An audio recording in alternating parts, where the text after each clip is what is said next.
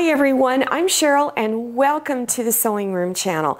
I've been asked for quite a while now to make some customized hot pads for their casserole dishes, baking pans, big pots, whatever. So I'm going to show you how to measure and give you some suggestions on how you could finish it off. For instance, this is a round one and I put my own ruffle on it. Now, here is another round one for a coaster size, and this has got ready-made eyelet lace trim on it.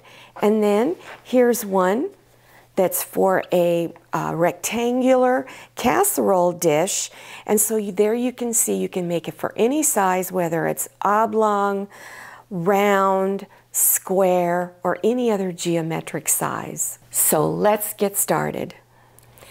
I'm now going to demonstrate how to draw your template for any one of your pots or dishes, casserole dish, baking pan, whatever it is you want to make this for. So I'm going to draw mine on paper, and the reason why I like to do that is that I can keep this template and use it again if I want to remake new ones for other seasons of the year. So I've turned this casserole dish upside down because it's a little easier to trace around it. So just take a pen or pencil and draw around the edge. I found it easier to draw around the top edge of this particular dish. Then I'm going to extend out 1.5 inches from my drawn edge, and I'm going to put little marks all the way around, because you want some seam allowance and also just a little bit of a edge sticking out past the edge of your dish. How much fabric you will need always depends on the size of the pot or dish or platter that you're trying to make this for. But most of the time you're going to need anywhere from 1/3 yard to 1/2 yard of fabric.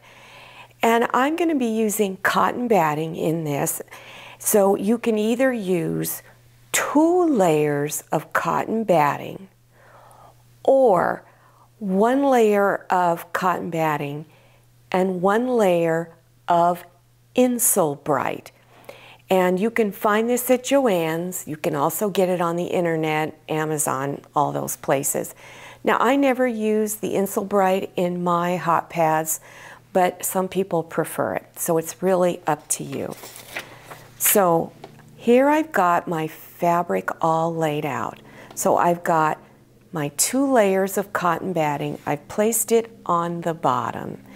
Then I've taken my fabric that's going to be on the very top and the bottom, and they are front sides together, and you're going to lay that on top. Then you're going to take your pattern and place it down on top of your fabric. And I usually use these little weights. You can get them at Home Depot where they sell nuts and bolts. And then once you've got that done, or you can also use pins, and then go ahead and cut out all your layers of fabric. For this demonstration, I'm going to be using this type of pre-made eyelet ruffle on one of mine. And then on another one, I made my own ruffle. So if you want to make a ruffle, cut out either a 2-inch wide strip or a 2 1/4 inch wide strip. So if you're going to use a serger to finish off the bottom edge of your ruffle, you only need to cut it 2 inches wide. If you're not going to use a serger, then fold it, cut it 2 1/4 inches wide. You'll need to cut a strip that goes around at least 1.5 times the circumference or the outer edge of your hot pad. So once you've got your serged edge done, fold it over and press it, and then you're going to stitch it down about 1/4 inch away. If you did not use a serger, then you're going to fold it over one more time and press, and then stitch it close to this edge right along here. To get your ruffles in it, you need to do 2 rows of large basting stitches up on the top edge. Then you're going to take a hold of the two top threads, not the bottom threads, and then you just gather them up till they get to the length that you want. The process of stitching this together is exactly the same no matter what shape it is or how small or how large it is.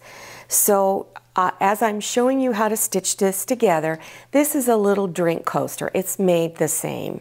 So you could also make matching drink coasters to match the hot pads that are going to be on your table. So what I've got is I've got my 2 layers of cotton batting, and then I've put some fabric here on the top. That's going to be on the top side. Then put your ruffle around the edge, and you will need to use quite a few pins to hold it in place. Now, because this lace is already got it ruffled up a little bit, it was really easy to put down. Then you're going to do a large basting stitch close to the edge to hold it down, because it's much easier to do it that way. Then take your fabric, whatever is going to be on the back, you're going to place it on top, and then you're going to go ahead and pin the edges all the way around. After you've got it all pinned together, you want to make sure you indicate an opening here. So I took a fabric marker and put a little dot here and here. This means I'm not going to stitch over that area just yet. So you're going to stitch from here, this blue dot here, back stitch, stitch 1/4 inch all the way around, and stop at this little dot right here and back stitch.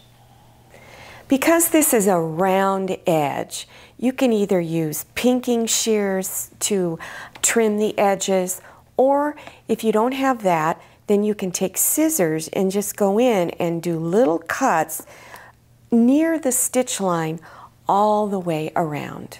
Now, open up the opening, and then you're going to begin turning it front side out. After turning it front side out, then at the opening, you want to turn your edges inside 1/4 inch and pin it down. You can either do a hand whip stitch to close it up, or stitch on top with your sewing machine. So here is the drink coaster side, and then here is a larger one that I made for a pot, and this is the ruffle that I made myself. What I did on this one is I used just kind of a crazy swirly kind of quilting stitch pattern. You can do a very fancy quilt stitch pattern or just lines going straight across, but because this was round, I started about 1 inch here, and I just began to stitch out. And I kept my eye on the edge of my presser foot, not my needle, to try and stay the same distance. Now it looks kind of crazy and not super even, but when you look on the top side, you barely even notice it, and it keeps it all laying nice and flat. And remember, don't worry about those stitches, because there's going to be a pot on top, no one's going to see it. Now, if you want to make them square, that's not a problem. You just layer your fabrics just like we did for the round one, and then stitch it, leave an opening, trim the corners off a little bit so that they'll lay flatter, turn it front side out, and then close up your opening. If you want to make this type here, all I did was I trimmed the corners off. So this started out as a square over here. And all I did was chop it off. I think this was like 2.5 inches over. I chopped it off. Always leave enough for seam allowance. Did that on all 4 corners, then did my layering and stitched it down just like we did on the other samples. If you are interested in putting quilt binding on it, I have several links listed below your YouTube screen on how to do that. And if you're going to do it, put quilt binding on a round hot pad, you want to make sure you cut your fabric on the bias, and I have a separate tutorial on how to do that. That will also be listed below your YouTube screen.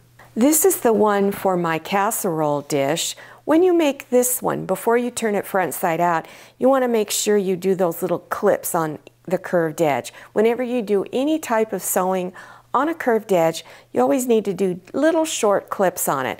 Now let me show you my crazy quilt pattern on this. See, it's not even. You just try and keep your eyes on the edge of your presser foot, making sure you keep the same distance. And don't forget, the pot's going to be on top. No one's going to see your stitching. I hope you enjoyed this tutorial and that it was helpful to you. A suggestion is when you're making these, especially if you're making it for a specific season, I would put one theme on one side and then another theme on the other side. For instance, put Christmas on one side, Thanksgiving on another, Valentine's Day on one side, St. Patrick's Day on the other, and so forth. That way you don't have to make quite so many. Now, if you're interested in other beginner sewing projects, check below your YouTube screen in the description section. You want to scroll down below your YouTube screen, click on the down arrow or show more, and then you will see those links beginning to appear. Make sure you follow me on Instagram and check out my Facebook page. Thank you so much for watching. I'll see you next time, and happy sewing. If you like the Sewing Room channel, one of the best ways to show your support is to subscribe by clicking on that red subscribe button and give this video a thumbs up. And don't forget to click on share to share this video with your friends. And make sure you click on the bell so you receive notifications for all my new videos. I'm Cheryl, this is Manny, and this is Scotty. See you next time.